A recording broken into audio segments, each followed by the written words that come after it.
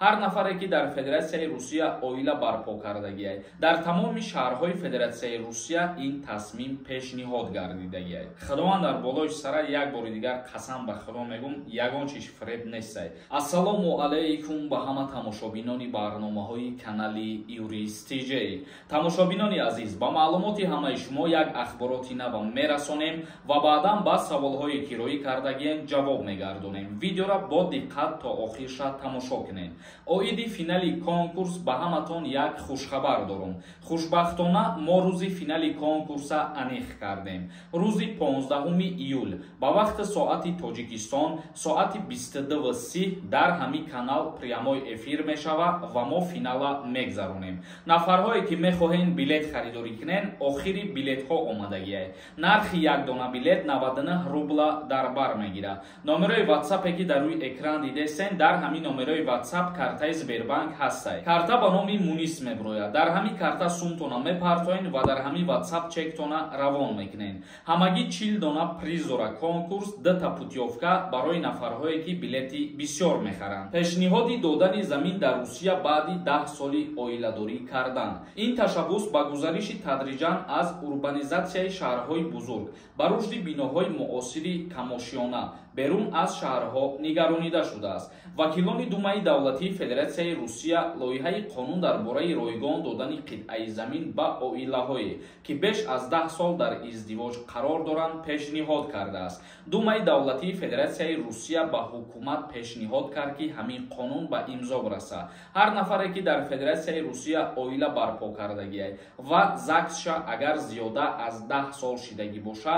дар қитъаҳои заминҳои холии Федератсияи Русия замин тӯҳфааш карда мешавад. Бар асоси тарҳи пешниҳоде ки аз ҷониби ҳизби либерал-демократии Русия ироа гардидааст, аз шартҳои додани замин дар баробари 10 соли издивоҷ инчунин доштани фарзанд арзёбӣ мегардад. Тарҳи мазкур барои баррасӣ пешниҳод шудааст. Пешниҳоди лоиҳаи тағйирот ба Думаи давлат пас аз дарёфти хулосаи ҳукумати Русия дар назар аст. Яъне ки аз ҳамин рӯз лоиҳаро пешниҳод кардан баъди 30 рӯз аз ҳукумати Русия ответаш мебиёяд. Ногуфта намона, шумо бояд ҳатман ЗАГС дошта бошен ва фарзанд дошта бошен, тӯли 10 сол зиндагӣ карда бошен. Ва инчунин гуфта мешавад ки танҳо дар як шаҳри Федератсияи Русия дар назар намерасад. Дар тамоми шаҳрҳои Федератсияи Русия ин тасмим пешниҳод гардидагиай. Акнун комментарияҳоро хонда ба саволҳои шумо ҷавоб мегардонем. Дар ҳаминҷа ба маълумоти ҳамаи шумо як чизи дигарам мерасонам, истифода бубаред. Нафарҳое ки мехоҳанд ба границаи Қазоқистон сафар кунанд, рақамҳое ки дар рӯи экран мебинед занг бизанед, бо нархи арзон ба границаи Қазоқистон мебаранд. Беҳрӯз ТВ нависондай. Ҳамун ду касе ки билети бисёр харидагиай брат одамои хутанд. Маслиҳат қатӣ. Ба Аллоҳи қасам мехӯрам, Худованд дар болои сармай ҳаққи ягон таътимада дар кор нестай, ягон одами хидм нестанд. Ҳар касе ки билети бисёр мехара ай конкурси мо аз анаҳамӣ барои худо ҳамун тӯҳфаро ҳадияш мекунем. Яъне ки 2 та путёвка мондагием барои нафарҳое ки билети бисёр мехаранд. Худованд дар болои сара як бори дигар қасам ба худо мегум ягон чиз фиреб нестай. Баъзе нафарҳое ҳастанд ки ҳамин гуна суханҳо меган, лекин фаромӯш накунем ки ман шахсан худам барои ҳар чиз аҳамият дода бошем қасам намехӯрам. Лекин хостум ки барои махсус анаҳамӣ гаптон ма аз барои худо гап зада бугумтон ки ягон ҷои фиреб нестай.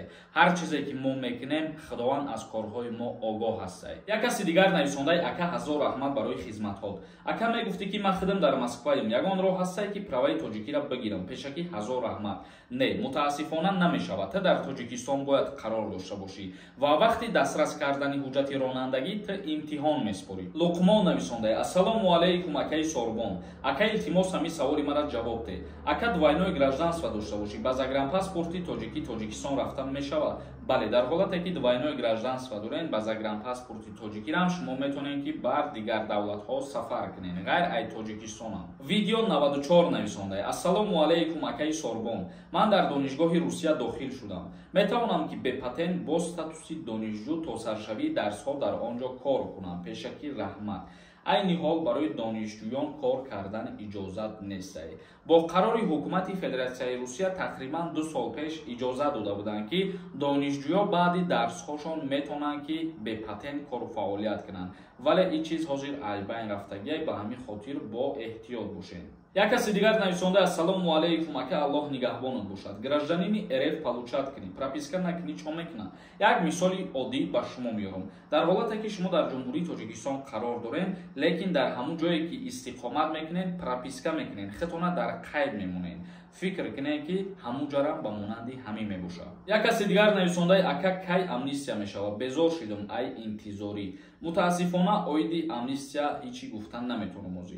Сабр нависондаи ака мигратсиони Москва қати дар Новосибирск патент карда мешавад? Оли як моҳ нашидай, 18 рӯз шидагиай.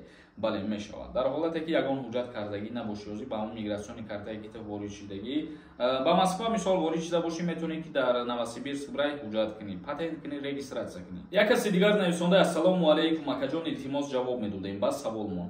Ман як писарам, ака оиладор бефарзанд. Падару модарам соли гузашта вафот карданд. Ман гувоҳинома ба қайдгирӣ дорам ака. Мара хизмат мебаранд ё не? Мегуфтем ё ягон роҳ дора акаҷон. Як фарзанд бошӣ ба хизмати ҳарбӣ даъват намешавӣ. Дар ҳамун военкомати ноҳиятон мерехта дар қайд мемонӣ, тамом.